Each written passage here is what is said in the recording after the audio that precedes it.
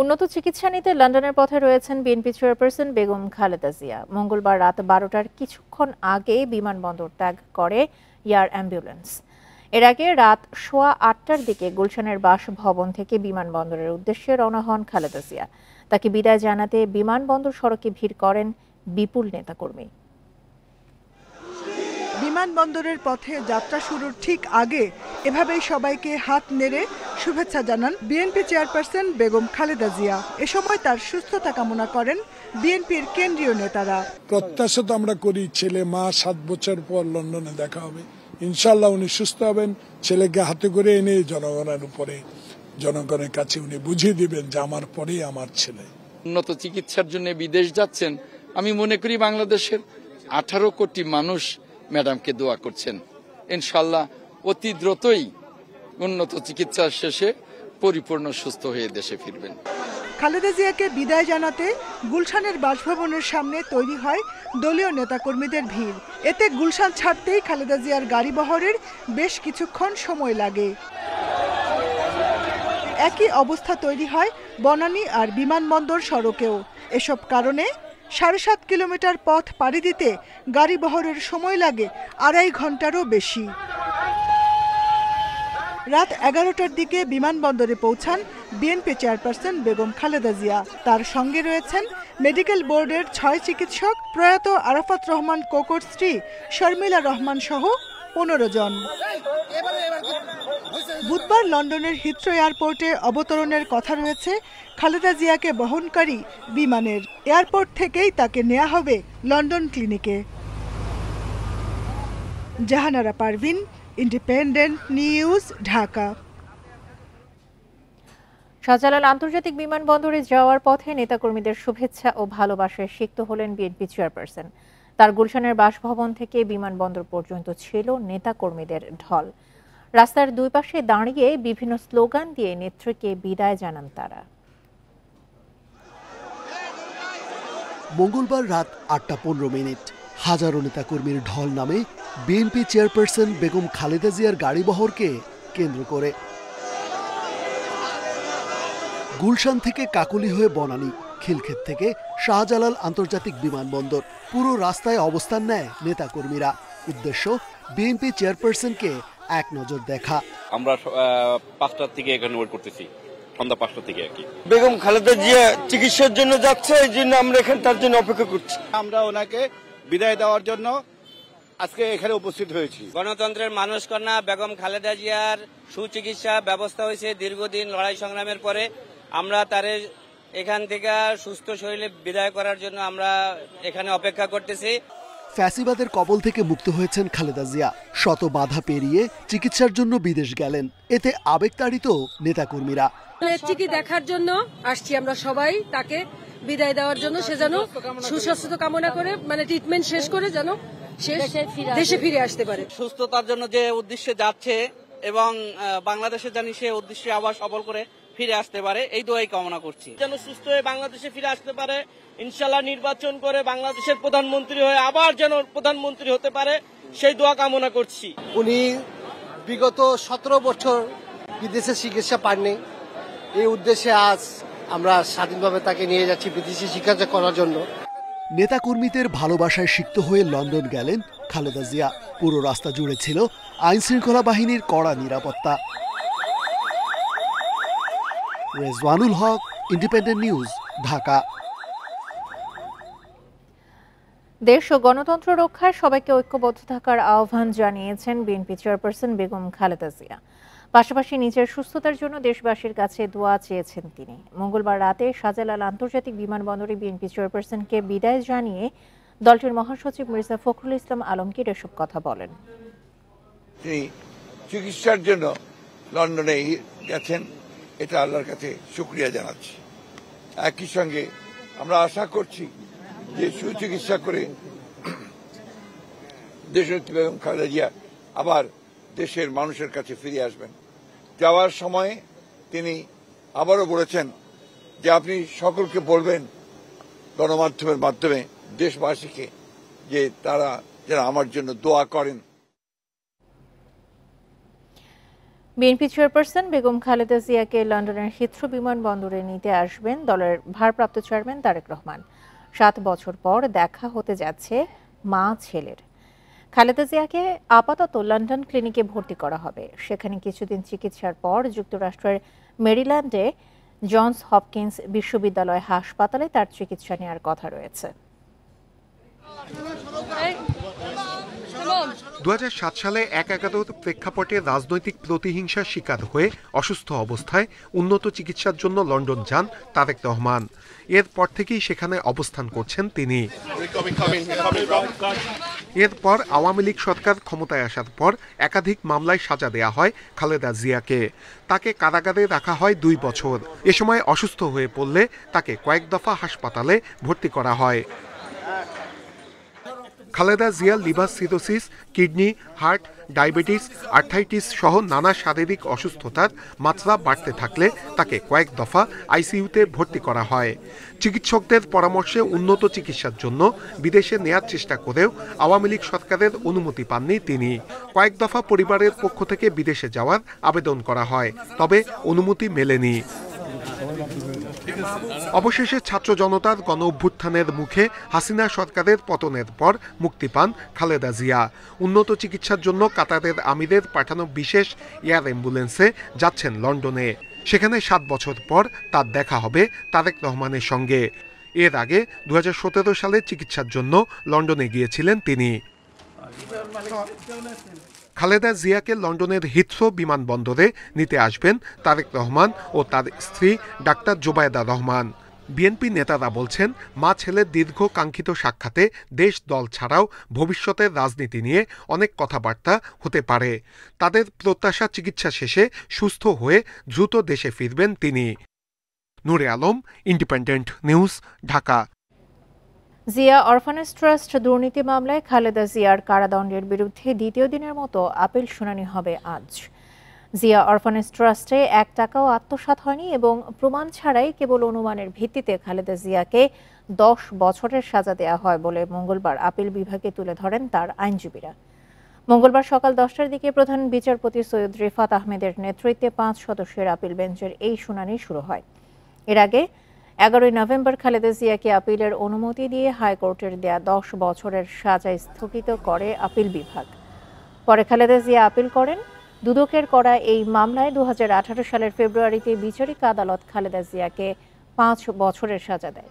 ওই রায়ের বিরুদ্ধে একই বছর হাইকোর্টে আপিল করেন খালেদা জিয়া। একই সাথে সাজা বাড়াতে আবেদন করে দুদক। শুনানি শেষে খালেদা জিয়ার আবেদন খারিজ করে 5 বছর থেকে বাড়িয়ে 10 বছর কারাদণ্ডের রায় দেয় হাইকোর্ট। যেন দেশনেত্রী বেগম খালেদা জিয়া 2018 সনের পার্লামেন্ট ইলেকশনে পার্টিসিপেট না করতে পারেন, সে কারণে পলাতক ফ্যাসিস্ট রেজিম শেখ হাসিনার নেতৃত্বে এবং প্রত্যক্ষ তত্ত্বাবধানে আদালতকে ব্যবহারের মাধ্যমে বেগম খালেদা জিয়াকে 5 বছরের সাজা দেওয়া হয়। পরবর্তীতে সেটা 10 বছর করা হয়। রাজনৈতিক দলগুলো একমত হলে আগামী ডিসেম্বরেই জাতীয় নির্বাচন। প্রধান উপদেষ্টার প্রেস সচিব শফিকুল আলম এই আভাস দেন। সাফ জানান, ছাত্র জনতার অভ্যুত্থানে যারা গুলি চালিয়ে হত্যা করেছে তাদের রাজনীতি করার অধিকার নেই। রাজধানীর কৃষিবিদ ইনস্টিটিউটে এক আলোচনা সভায় তিনি এসব কথা বলেন। রাজনীতির অভিমুখ, সংস্কার ও নির্বাচন নিয়ে কৃষিবিদ ইনস্টিটিউটে আলোচনা সভার আয়োজন। এতে অংশ নেন রাজনীতিবিদ, জ্যেষ্ঠ সাংবাদিক ও সরকারের ঊর্ধ্বতন কর্মকর্তারা। আলোচনায় উঠে আসে জুলাই গণ অভ্যুত্থানের প্রেক্ষাপট, আইন শৃঙ্খলা পরিস্থিতি, দ্রব্যমূল্য, চাঁদাবাজি, গণমাধ্যম সুরক্ষা আইন, সংস্কার ও নির্বাচন। আগে সংস্কার না আগে নির্বাচন, কিংবা নির্বাচনের আগে কতখানি সংস্কার এবং কতখানি সংস্কার সম্ভব, এইটা রয়েছে। এই ধোঁয়াটা কাটিয়ে কোন গতিমুখটা, কোন গতিপথটা প্রধান হয়ে উঠবে সেটা ভাবার বিষয়। আলোচনায় সংস্কার নিয়ে বিএনপির অবস্থানও তুলে ধরা হয়। গণ অভ্যুত্থানে 9 দফা 8 দফা সবকিছু হয়ে তরুণরা শেষ পর্যন্ত যে এক দফায় উপনীত হয়, চূড়ান্ত আন্দোলন হয়, ফ্যাসিবাদের পতন হয়, শেখ হাসিনা পালিয়ে যায় এক দফার উপর ভিত্তি করে। সেই এক দফা কিন্তু আমাদের তারুণ্যের অহংকার বলছেন, যারা তারেক রহমানই ঘোষণা করেছেন। এ সময় আগামী নির্বাচন নিয়ে ধারণা দেন প্রধান উপদেষ্টার প্রেস সচিব শফিকুল আলম। খোলাসা করেন গণ অভ্যুত্থানের ঘোষণাপত্র নিয়েও। পলিটিক্যাল পার্টিরা যদি চান যে না আমরা খুব বেশি রিফর্ম চাচ্ছি না, এমন কিছু রিফর্ম যেটা দিয়ে আমি ইলেকশনটা করে ফেলবো, তাহলে আমরা বলছি যে ডিসেম্বরের মধ্যে ইলেকশন হবে। ছাত্র জনতার আন্দোলনে খুনের সাথে জড়িতদের রাজনীতি করতে দেওয়া হবে না বলেও জানান শফিকুল আলম। রেজওয়ানুল হক, ইন্ডিপেন্ডেন্ট নিউজ, ঢাকা। গণহত্যায় জড়িত অভিযোগে ক্ষমতাচ্যুত প্রধানমন্ত্রী শেখ হাসিনা সহ ৭৫ জনের পাসপোর্ট বাতিল করেছে অন্তর্বর্তী সরকার। মঙ্গলবার বিকেলে রাজধানীর ফরেন সার্ভিস একাডেমিতে এক সংবাদ সম্মেলনে এসব কথা জানান প্রধান উপদেষ্টার উপ প্রেস সচিব মোহাম্মদ আবুল কালাম আজাদ মজুমদার। তিনি জানান, গুম হত্যায় জড়িত থাকার অভিযোগে ২২ জনের পাসপোর্ট বাতিল করা হয়েছে। পরে গণহত্যায় জড়িত অভিযোগে আরও ৭৫ জনের পাসপোর্ট বাতিল করা হয়েছে। আজাদ মজুমদার বলেন, ই পাসপোর্ট প্রস্তুত হলে এখন থেকে প্রবাসী বাংলাদেশিরাও মোবাইলে SMS পাবেন। প্রবাসীদের ভোগান্তি কমাতে এই উদ্যোগে সহায়তা করবে বলে আশা করছে সরকার। তিনি আরও বলেন, পাসপোর্ট অফিসগুলো দালাল মুক্ত করার বিষয়ে সরকার আন্তরিকভাবে কাজ করছে। চলতি মাসের মধ্যে শিক্ষার্থীদের বই ছাপার কাজ শেষ হবে বলেও জানান আজাদ মজুমদার। তিনি আরও বলেন, আওয়ামী লীগের অনেকেই কাজ পেয়ে অসহযোগিতা করেছে, তবে যেসব কর্মকর্তা সহযোগিতা করেনি তাদের বিরুদ্ধেও ব্যবস্থা নেওয়া হবে। এ সময় প্রধান উপদেষ্টার প্রেস সচিব শফিকুল আলম জানান, জামায়াতের আমিরের সঙ্গে প্রধান উপদেষ্টার বৈঠক হয়েছে। সংস্কার, নির্বাচন সহ বিভিন্ন ইস্যুতে কথা হয়েছে বলেও জানান তিনি।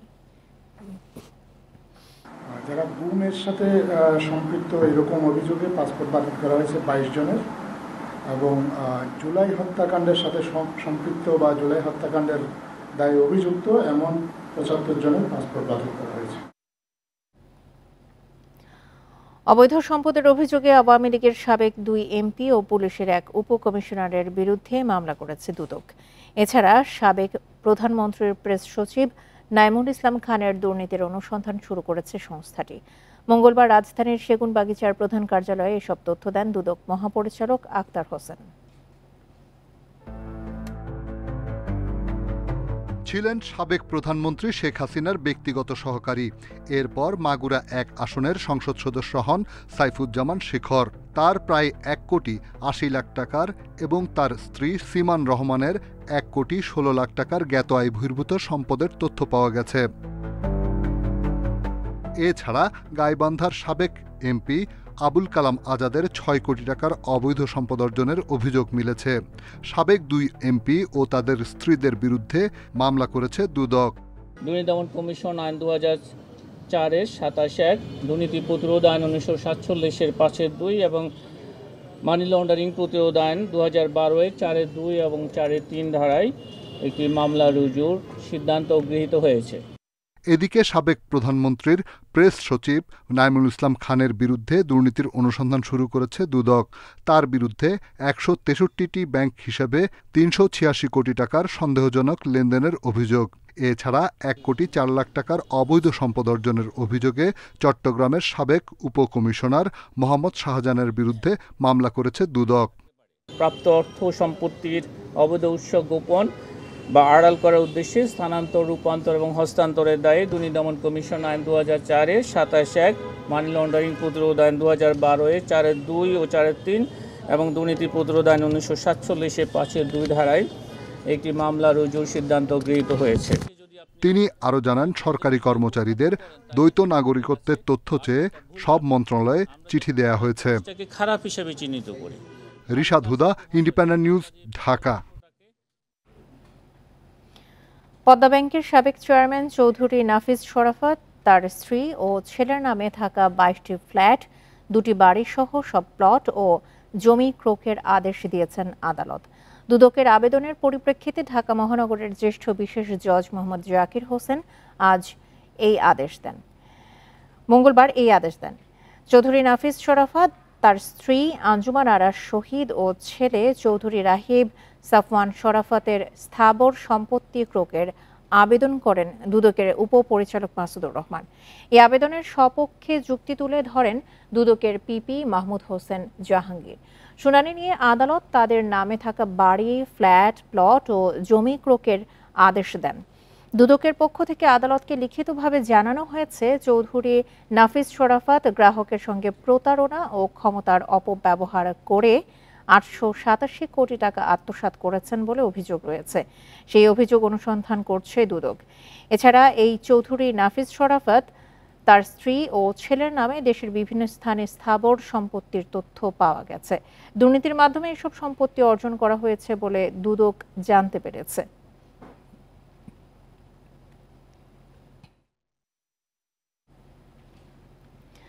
জুলাই বিপ্লবে আহতদের কর্মসংস্থান নিশ্চিত করবে সরকার। স্বরাষ্ট্র উপদেষ্টা জানিয়েছেন, প্রথম পর্যায়ে 100 জনকে পুলিশের বিভিন্ন ইউনিটে নিয়োগ দেওয়া হবে।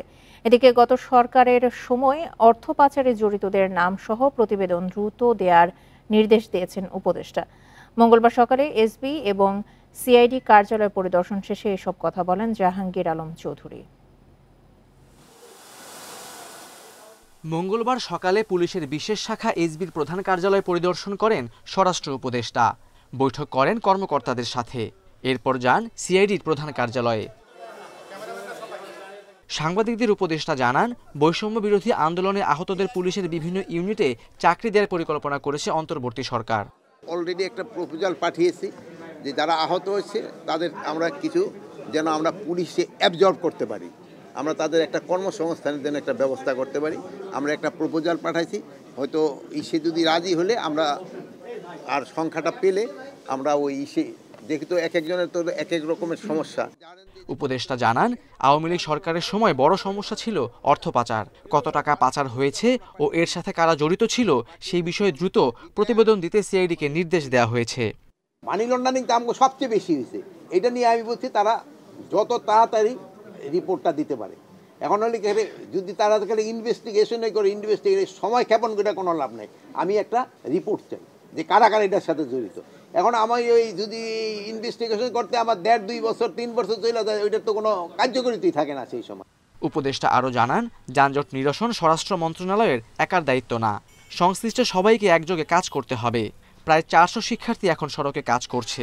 এ সংখ্যা শিগগিরই 1000-এ নেওয়া হবে বলেও জানান উপদেষ্টা। Khaled Raihan, independent news, Dhaka. ফেলানি সহ ভারতীয় সীমান্তের সকল হত্যার বিচার দ্রুত সময়ে করার দাবি জানিয়েছেন জাতীয় নাগরিক কমিটির সদস্য সচিব আক্তার হোসেন। মঙ্গলবার বিকেলে শাহবাগের জাতীয় জাদুঘরের সামনে এক বিক্ষোভ সমাবেশে তিনি এই দাবি জানান। তিনি বলেন, আর একবারও ভারত বাংলাদেশের দিকে বন্দুকের নল উঁচু করলে তাদের চুরমার করে দেয়া হবে। ভারতের সাথে করা আওয়ামী লীগ সরকারের সকল চুক্তি জনগণের সামনে তুলে ধরার দাবি জানিয়ে তিনি বলেন, দেশের স্বার্থের বিরুদ্ধে করা সকল চুক্তি বাতিল করতে হবে। শেখ হাসিনাকে আশ্রয় দিয়ে ভারত বাংলাদেশের মানুষের সাথে বেইমানি করেছে উল্লেখ করে আক্তার হোসেন আরও বলেন, শেখ হাসিনাকে ফিরিয়ে দিতে হবে। এ সময় সীমান্ত হত্যার প্রতিবাদ ও ন্যায্য পানির হিস্সা নিশ্চিতে আন্তর্জাতিক মহলে দাবি তুলতে অন্তর্বর্তী সরকারের প্রতি আহ্বান জানান বক্তারা।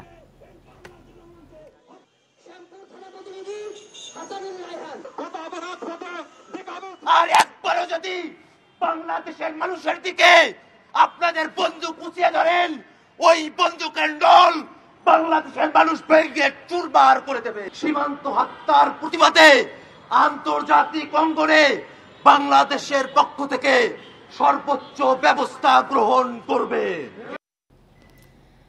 দেশের ব্যাংক খাত ও অর্থনীতিতে সৃষ্টি হওয়া আতঙ্ক অনেকটাই কেটে গেলেও গত 5 মাসের অর্জনে খুব খুশি নয় বাংলাদেশ ব্যাংক। মঙ্গলবার এক সংবাদ সম্মেলনে এ কথা বলেন কেন্দ্রীয় ব্যাংকের মুখপাত্র। বলেন, চলতি বছরের শেষেই জানা যাবে কোন দেশে কোন ব্যাংকের মাধ্যমে কি পরিমাণ টাকা পাচার হয়েছে। তিনি আরও বলেন, মূল্যস্ফীতি নিয়ন্ত্রণে না আসা পর্যন্ত নীতি সুদহার বাড়ানো হবে। শেখ হাসিনা সরকার পতনের পর সবচেয়ে চাপে পড়ে দেশের ব্যাংক খাত। দুর্নীতি ও অনিয়মের কারণে দুর্বল হয়ে পড়া ব্যাংকগুলোতে দেখা দেয় তারল্য সংকট। এমনকি রিজার্ভ কমে যাওয়ার কারণে চাপে পড়ে দেশের অর্থনীতিও। সংবাদ সম্মেলনে বাংলাদেশ ব্যাংকের মুখপাত্র জানান, অন্তর্বর্তী সরকার দায়িত্ব নেওয়ার ৫ মাসের মধ্যে অর্থনীতির আতঙ্ক কেটে গেছে। বলেন, এই মুহূর্তে কেন্দ্রীয় ব্যাংকের বড় চ্যালেঞ্জ মূল্যস্ফীতি নিয়ন্ত্রণে আনা। এই জন্য বাংলাদেশ ব্যাংকের একমাত্র অস্ত্র নীতি সুদ হার বৃদ্ধি। অর্থনীতির ওই সময়টা যে আমরা একটা আতঙ্কের মধ্যে ছিলাম, এই আতঙ্কটা কিন্তু এখন নাই, আতঙ্ক কেটে গেছে। আমরা অন্তত খুব ভালো অবস্থানে না যেতে পারলেও আমরা বলতে পারবো যে খারাপ অবস্থানটা থেকে আমরা ফিরে আসতে পেরেছি।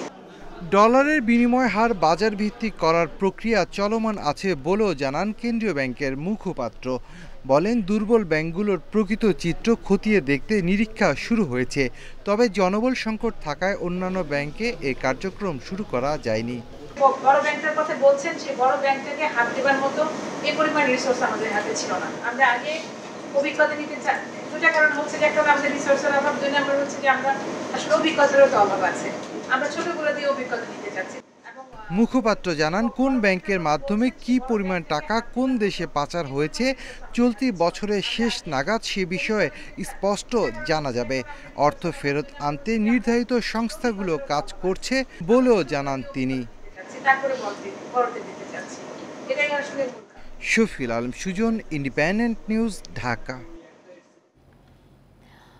বাংলাদেশে এখন বিনিয়োগের জন্য স্থিতিশীল অবস্থা রয়েছে বলে মনে করেন ইউরোপীয় বিনিয়োগ ব্যাংকের ভাইস প্রেসিডেন্ট নিকোলা বিয়ার।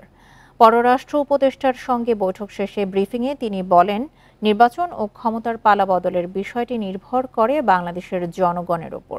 3 দিনের সফরে ঢাকায় পৌঁছেই মঙ্গলবার বিকেলে পররাষ্ট্র মন্ত্রণালয়ের উপদেষ্টা তৌহিদ হোসেনের সঙ্গে বৈঠক করেন তিনি। এ সময় বিনিয়োগের নতুন ক্ষেত্র, সংস্কার ও নির্বাচন নিয়ে আলোচনা করেন তারা।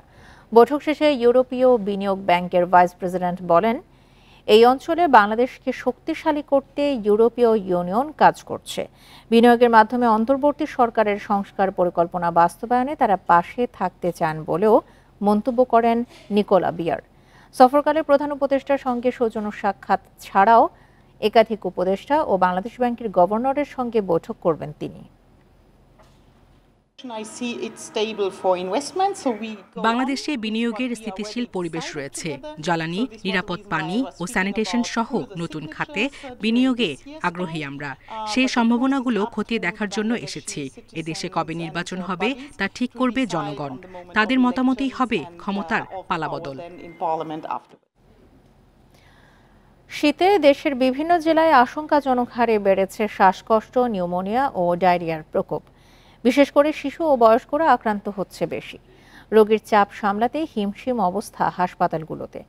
অনেক জায়গায় শয্যা সংকটে মেঝে ও বারান্দায়ও দেয়া হচ্ছে চিকিৎসা। নাটোর সদর হাসপাতালের শিশু ওয়ার্ডের চিত্র এটি। 15 শয্যার বিপরীতে ভর্তি রয়েছে 52 জন। শয্যা না পেয়ে অনেকের ঠাঁই হয়েছে হাসপাতালের মেঝেতে। সেখানেই চলছে চিকিৎসা সেবা। ঠান্ডাজনিত কারণে মেয়েকে ভর্তি করেছিলাম 1 দিন আগে, এখন একটু ভালো। বাচ্চাটা অসুস্থ, বমি বমি ভাব, পাতলা পায়খানা, তো এখানে এজন্য আমরা এখানে ভর্তি হয়েছি। চিকিৎসকরা বলছে শীতজনিত রোগীর সংখ্যা বাড়ছে। গত কয়েকদিনে রোগী বেড়েছে কয়েক গুণ।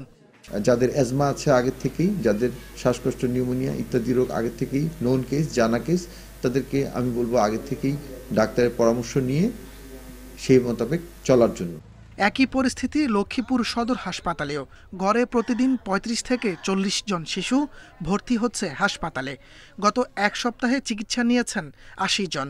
বহির্বিভাগেও প্রতিদিন চিকিৎসা নিচ্ছে 800 রোগী।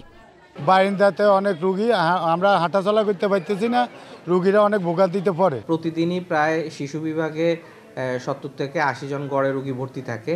তো যেহেতু শীতকাল, সেহেতু শিশু রোগীর সংখ্যা বেড়েছে। এক্ষেত্রে আমি মাদেরকে উপদেশ দিব যে প্রয়োজন ছাড়া শিশুদেরকে যাতে ঘরের বাইরে না বের করে। নওগাঁ সদর হাসপাতালে শীতে নানা রোগে চিকিৎসা নিচ্ছে 62 জন। ঠাঁই নেই রংপুর মেডিকেলেও। শিশু ওয়ার্ডে ভর্তি আছে শতাধিক রোগী। ঠান্ডা কয়েকদিন থেকে কুয়াশা, ঠান্ডা, এই কারণে বাচ্চা ঠান্ডা লাগছে। পাতলা পায়খানা, বমি করতেছে। আজকে এখানে আনছি, ডাক্তার দেখলো, ভর্তি করে দিচ্ছি। ঠাকুরগাঁও 250 শয্যার জেনারেল হাসপাতালে 45 শয্যার শিশু ওয়ার্ডে দিনে গড়ে চিকিৎসা নিচ্ছেন 150 রোগী। তাপস সরকার, ইন্ডিপেন্ডেন্ট নিউজ। শীত পরিস্থিতি নিয়ে আরো জানাতে চুয়াডাঙ্গা ও মেহেরপুর থেকে যোগ দিচ্ছেন আমাদের সহকর্মীরা। শুরুতেই যাচ্ছে চুয়াডাঙ্গায়, সেখান থেকে জানাবেন সহকর্মী মানিক আকবর। মানিক আকবর, আমরা দেখছি যে শীত আসার সঙ্গে সঙ্গে কিন্তু হাসপাতালগুলোতে রোগীর সংখ্যা বাড়ছে। চুয়াডাঙ্গার হাসপাতালগুলোতে কি অবস্থা, আর শীতজনিত কারণে যারা খেটে খাওয়া মানুষ তাদের দুর্ভোগ কেমন দেখছেন?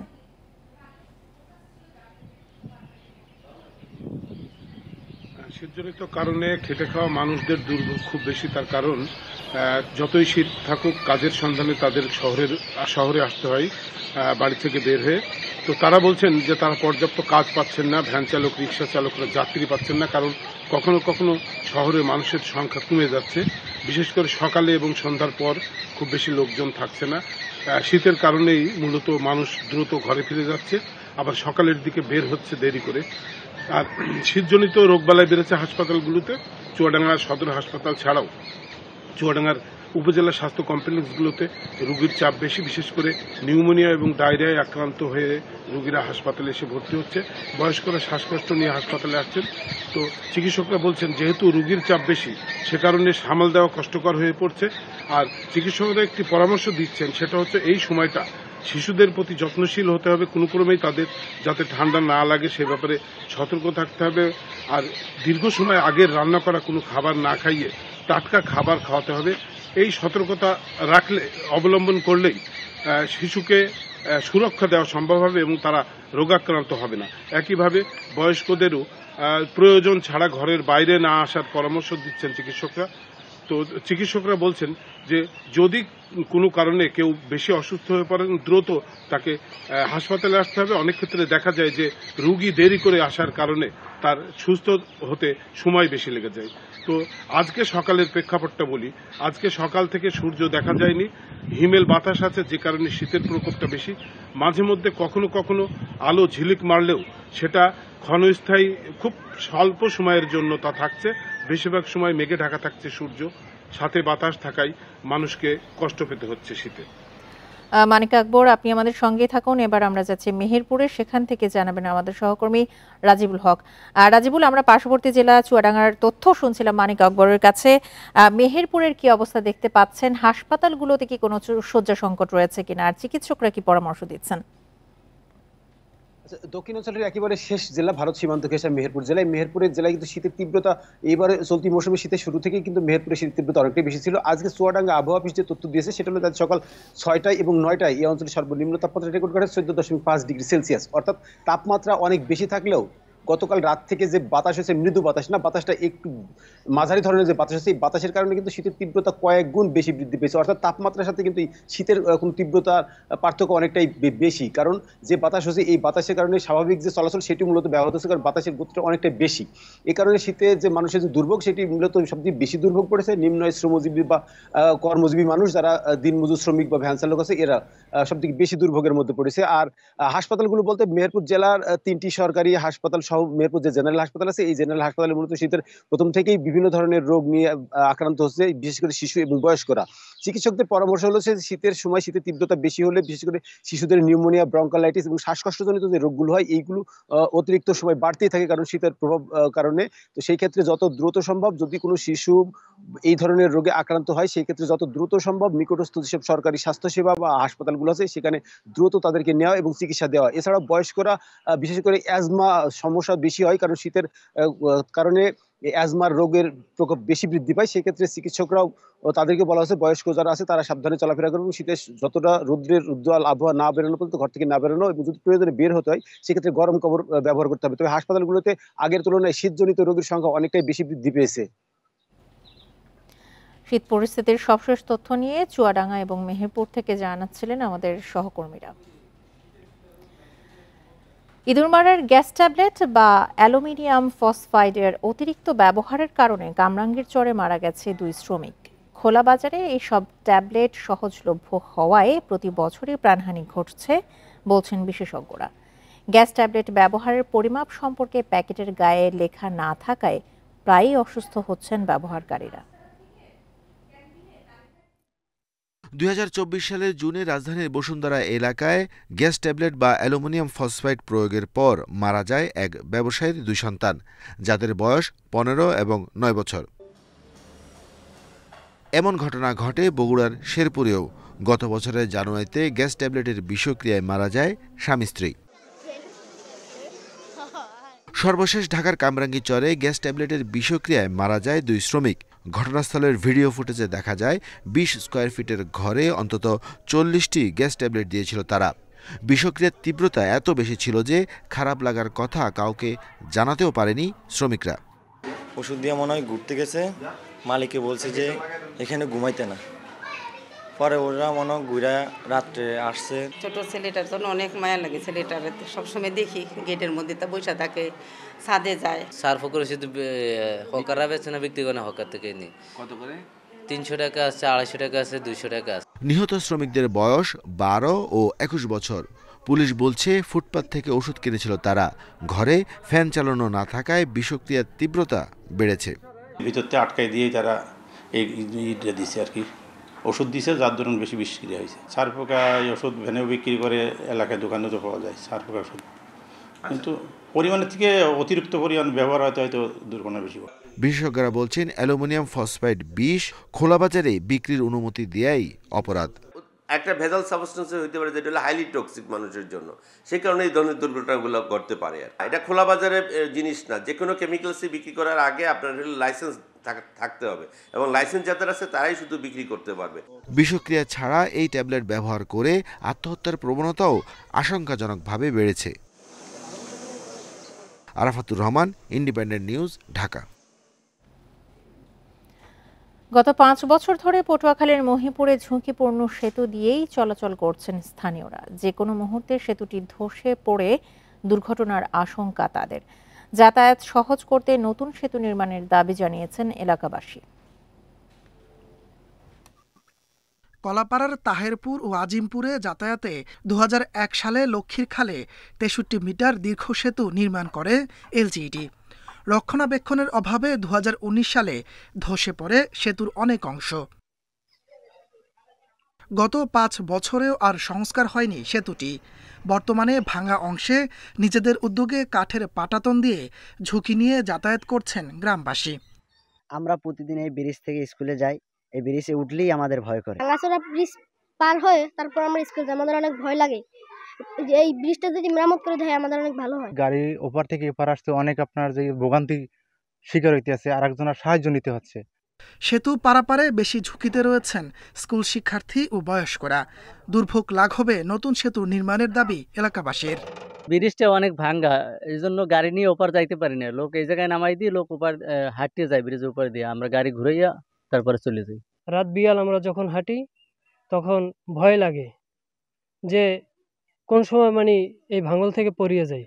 এলজিইডির কর্মকর্তারা জানিয়েছেন নতুন সেতু নির্মাণের প্রস্তাবনা পাঠানো হয়েছে মন্ত্রণালয়ে।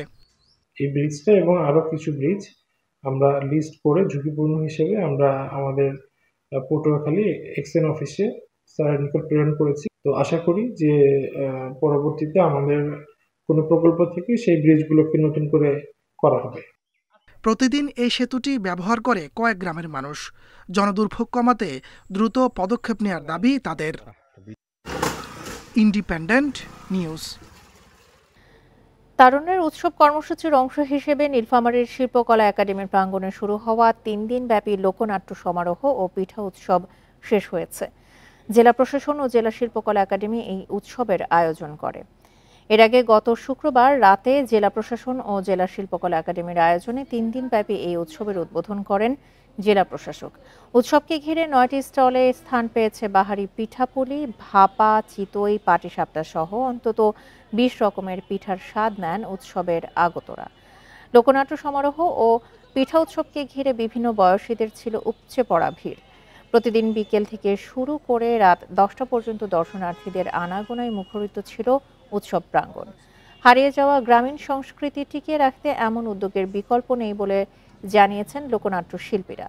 আগামীতেও এমন আয়োজন থাকবে বলে জানিয়েছেন জেলা সাংস্কৃতিক কর্মকর্তারা।